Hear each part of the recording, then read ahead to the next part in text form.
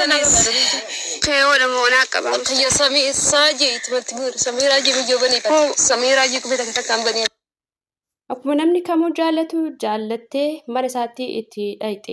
Erga mana isaatti itti yaame immoo namni maqaan isaa Fu'aadee Shariif jedhu jaalallee isaa ajjeeseeti jira. Erga ajjeese immoo osoma hin tursiisin akka awwaaleetu dhagahama. Biyya Saudi Arabiyaa keessatti jechuudha. Keessumaayyuu jaalalleewwan lamaan abbaan manaa fi mana isaatii ammaa kanatti kunneen wal hiikuu fi akkuma isaa wal ajjeesuu irratti hirmaataati jiru. Waan nama gaddisiisuu fi waan laphee namaa cabsuudha jechuudha.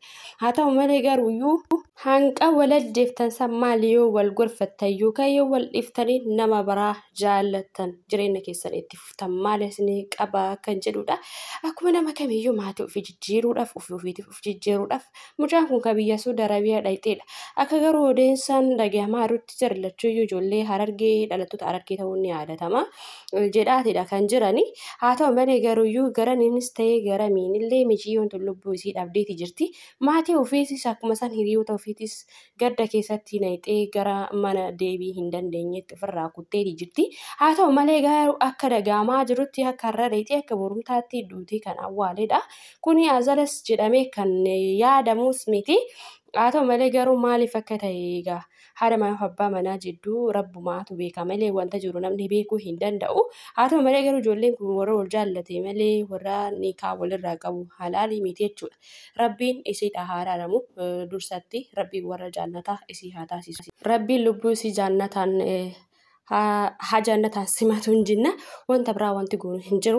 Kanarratti garuuyyuu wanni naan isiniif qabadhee dhufee fi barumsa akka irraa fudhattaniif jechuudha. Namuma argitan ol kaatanii jaallattanii namuma argitaniif onnee keessan bantanii erga sanii mootuyyuu jaalala keessatti kuftanii haftanii aarsaa lubbuu dirasii kan kafalu shamarran Oromooti jechuudha keessattuyyuu. Maaliif shamarran akkuma harmi isaanii rarra'u jaalala keessattillee qalbiin isaanii rarra'ee hafaa jechuudha. Shamarran jaalala keessatti of qabachuu hin danda'an jechuudha. Wanti namni jedhu hundi dhugaatti fakkaata jechuudha. So namni kun akkanatti yoo ilaaltan nama isii caaluudha jechuudha. Umriinis nama isii caalu nama yaadanis isii caalu fakkaata jechuudha. Haa ta'u malee garuu sossobee yaamee miyyoo tana ajjeesuun isaa baay'ee akka laphee nama cabsa nama dhagahame jechuudha. Kanaafiyyuu dargaggoonni Saudi Arabiyaa keessa jirtan namoota akkanaa kanarratti tarkaanfii guddaa fudhachuun dirqama keessanii jecha. Yoo maqaan keessan haa kabajamu maqaan keessan haa eegamu kan jettan taatanii dargaggeessi Saudi Arabiyaa keessa jirtan hundi keessanuu mucaa kanarratti tarkaanfii fudhatamuu qabu fudhachuu qabdan hatantamatti jechuudha. Kana ta'uu baate taanaan immoo akkuma kanaan itti fufaa jechuudha. Akkamitti namni wal jaalatee wajjin jiraata? Akkamitti namni wal jaalatee bultii waliin ijaarata? Erga nama jaalataniin nama jaalataniin erga lubbuu kenna wareeguu dirasii taate namni akkamitti wal jaalatee bultii wajji ijaaraa kana achi isa jedhuuf gaafadha. Keessumayyuu Oromoo taatanii jaartii ajjeesi jaartii kistaa'e jaalallee ajjeesi isumayyuu biyya namaatitti wal ajjeestanii. Biyya namaa keessatti keessattuyyuu biyya Saudi Arabiyaa keessatti maali qaanyiin akka kanaa jechuudha. Qaanyiin akka kanaa. Kanaafiyyuu tarkaanfii danda'amu fudhachuu qabdan mucaa kana irratti jechuudha gara seeratti dhiyaasuu qabdanii silaayyuu dubbii bultii zaammaa kanatti namni du'e hoo jedhaan qalal gootanii ilaaltan hundi keessanuu jechuudha.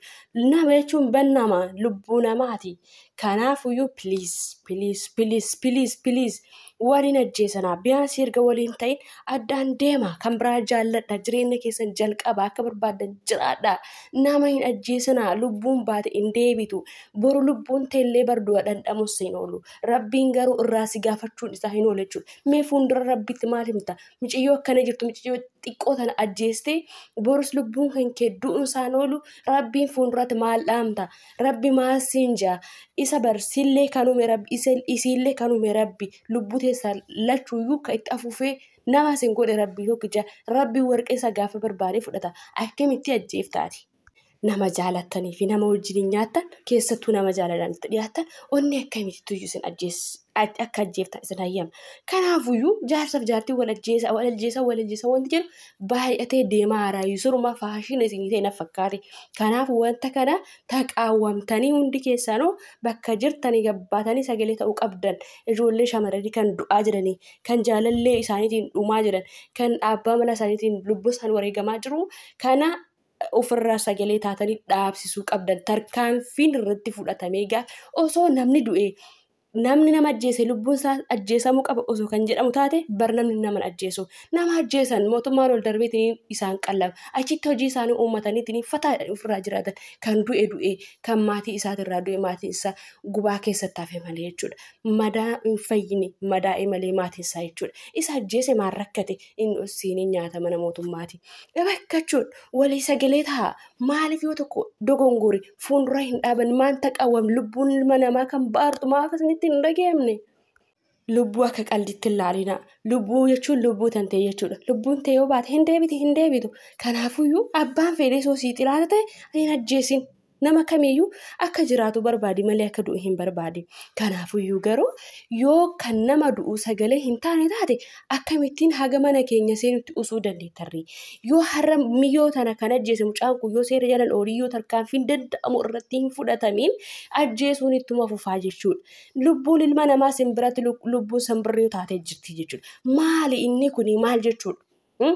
Kanaafuyyuu sagalee haa taanu hundi keenya sagalee haa taanu lubbuun micayyoo tanaa lubbuu tanteedha atis barboru gara fuulduraa jaallachuuf deemta gara fuulduraatti heerumuudhaaf deemta maaliif sagalee lubbuu micayyoo tanaati hin taane maaliif adabbii jala haa oolu hin jenne namni nama ajjeesu waay. Namni nama ajjeese ajjeesamuu qaba bakka namni nama ajjeese ajjeesamuu qaba keessattuyyuu biyya Suudi Arabiyaa keessatti biyya gadaddoo sana keessatti akkamitti lubbuu ilma namaa ajjeesa jechuudha. Harargeen goota harargeen hayyuudha harargeen beektuudha garuu akkuma beekaa qabdu kan akka kana gowwaa qabde jechuudha gowwaa dubartii ajjeesu jechuudha dubartii jechuun barhaadha tanteeti dubartii jechuun baqa waa hunda kan keeti bareechiftuu teeti akkamitti dubartii ajjeesa mee mucaan konkaan dullachi kun jechuudha mee akka michiyyoo xiqqoo tanaa ajjeesa meemi kanaafuyyuu fuuldura dhaabbatanii tarkaanfii danda'amu irratti hin fudhatin ajjeechaan dubartoota itti fufa jechuudha hayaa warri nagaas ni jira akkamitti wal jaalatanii itti fufuu dandeettan kanaafuyyuu hundi keenya fuuldura dhaabbannee sagalee ta'uu qabna isa kanatti immoo tarkaanfii danda'amu fudhatamuu qabaan jedhaan akka kiyyatti jechuudha hundi keessanuu taqaawwamuu qabdan hundi keessanuu mana kiyya galii rakkinni kun jettan yaaduu qabdan. Fu'aad Shariif mucayyoo tana ajjeesee akkuma qalditti lafa addunyaa kanarra jiraata taananiin warroonni biraas waanuma xiqqoo itti uffatan waamanii ajjeesanii jechuudha. Mucayyoo tana akkuma nama kamiyyuu jaallate sossobeete manatti yaame jechuudha. Akkamitti ilmi namaa halkan tokko dhufee halkan lammataatti du'ee bula. Akkamitti immoo halkanuma sana galgalamuma sana awwaalama maal jechuudha. Kuni harka isaatiin akka duute 100 keessa 100 amanaa kana jechuudha. Itti amanaa irratti bishaan dhugaa jechuudha. Kanaafuyyuu dubartoonni amma arkantuuni akkamitti isa san quxuxurii jala oolchuu dhaban jedhaan warreen viidiyoo kana viidiyoo duratti isin seesisan jechuudha arkitan shamarranummaa jechuudha jarri sunuyyuu akkamitti seera jala mucicha sana oolchuu dhabanii harargeen goota harargeen dubartii isaaniitu iyyuu goota jechuudha. Okay akkamitti dhugaa michiyyoo tana ajjeesa isiin duute dhugaa isin akkamitti awwaalan. Hageeshii viidiyoo waraabanii gadhiisan maa isa qabanii viidiyoo waraabinii maa isa irratti hin taqawwamii maa isa viidiyoo qabanii waraabin maa hawaasa kana jala hawaasa kanaaf isan dhiyeessin maa seera jala isan oolchin komii guddaan qaba dubartoota viidiyoo mucayyoo tana waraaban irraa jechuudha. Kanaafuyyuu sheer waliif godha viidiyoo kana akkuma san himmootuyyuu wanta kana hoo argitan hin callisina lubbuu ilma namaa lubbuu simbirreetii miti bar lubbuu ilma namaati lubbuu hundaayyuu rabbiin erga uume lubbuudha lubbuu akkuma qalditti balleessuu hin danda'amu jechuudha. Namni akka keetii oduu akkamitti keessi dhukkume kanaafuyyuu waan sagantaa kiyyaa soorata xumuree jira ergaan ani qabu taqaawwamuu qabna dubartoota irraa duuni dhaabbachuu qaba firii mirga dubartootaa jechuu qabna jechuudha. Isin galee kanaan isin jedha waan dhageeffataniif galatoomaa. Waan na duukaa gammaatti turtaniif guddaa galatooma walfadhaa isin jedha yeroo gaarii qabaadha.